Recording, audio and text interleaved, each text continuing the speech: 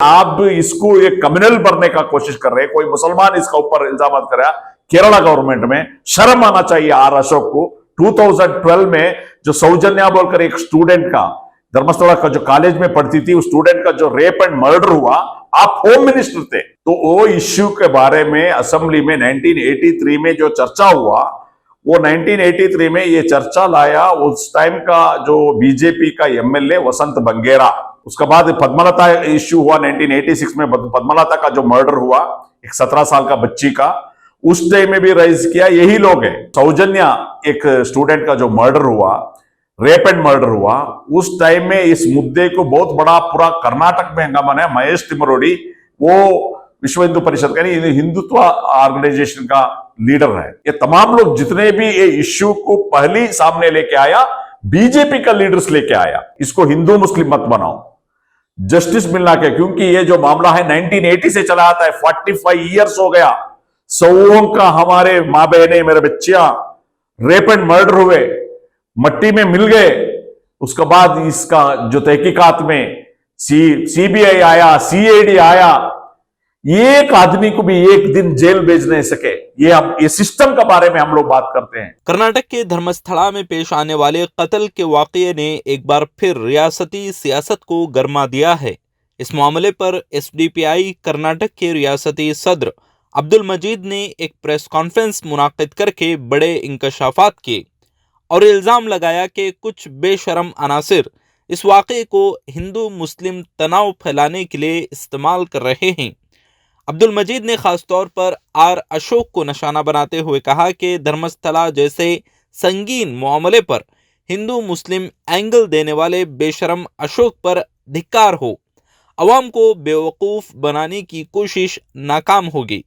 उन्होंने मुतालबा किया कि इस वाक़े की गैर जानिबदाराना तहक़ीक़ात होनी चाहिए और किसी भी तरह के फ़िरक़ावाराना जज्बात को हवा देने की कोशिशों को सख्ती से नाकाम बनाया जाए। देखिए, ये जो मामला है जो धर्मस्थल का, बहुत बड़ा एक हादसा है।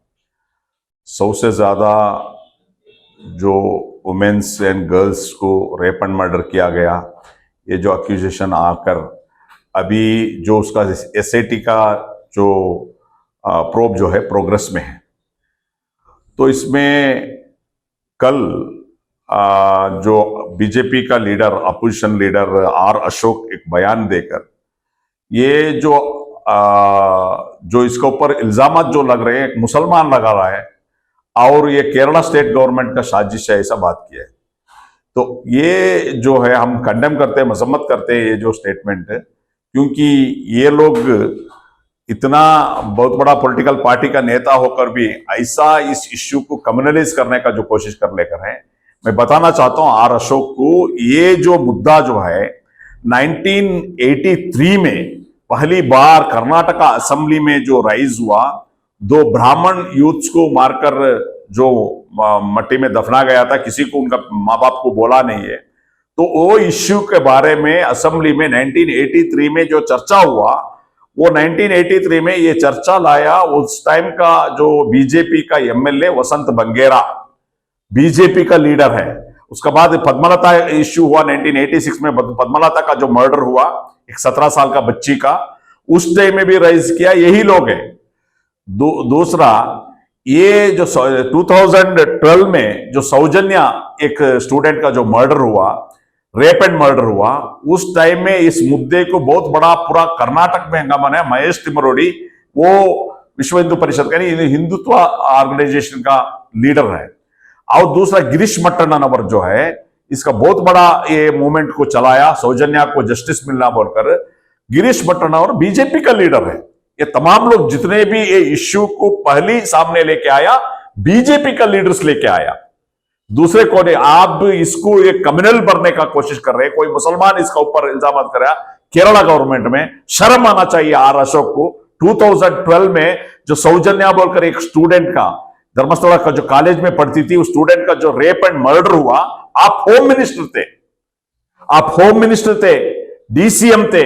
आप इसको सही तरीके के तहकीकात करके एक आदमी को भी एक दिन जेल भेजने के भी नहीं हुआ। सौओं के लोग जो उनका जो माँ बाप रो रहे हैं, आप ऐसा बात करते हैं।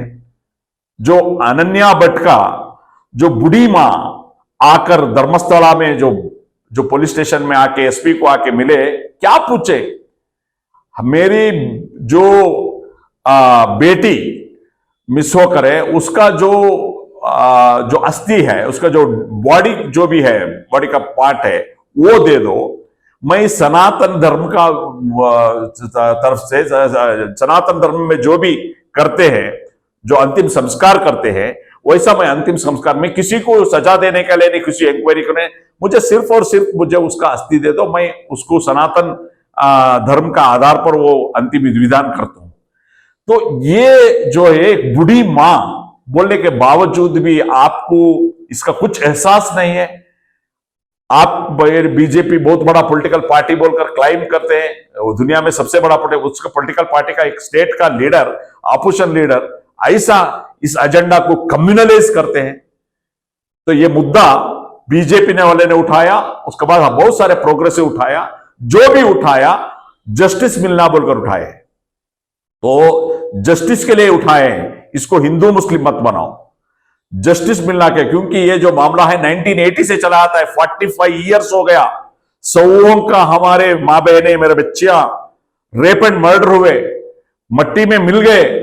उसके बाद इसका जो तहकीकात में सीबीआई आया, सीआईडी आया, एक आदमी को भी एक दिन जेल भेज नहीं सके।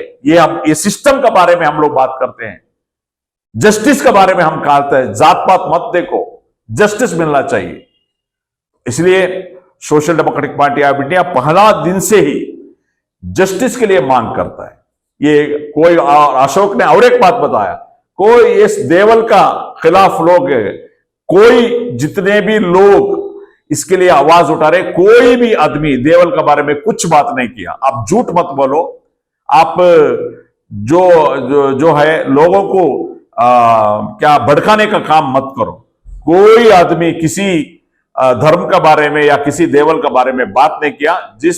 सिर्फ बात किया जो लोग रेप एंड मर्डर हुए, इंतकाल हुए, मिसिंग हुए, जो सस्पिशियस डेथ हुआ, उसका इंक्वायरी होना चाहिए। जो भी उसमें मुजरिम है उसको सजा मिलना चाहिए, यही मांग है, दूसरा कुछ नहीं है। तो मैं ये जो बीजेपी क्या है, हर इसमें पॉलिटिक्स करना चाहता है, इसमें कम्युनल करना चाहता है, ये हम कर्नाटक के अवाम समझदार लोग हैं, समझेंगे।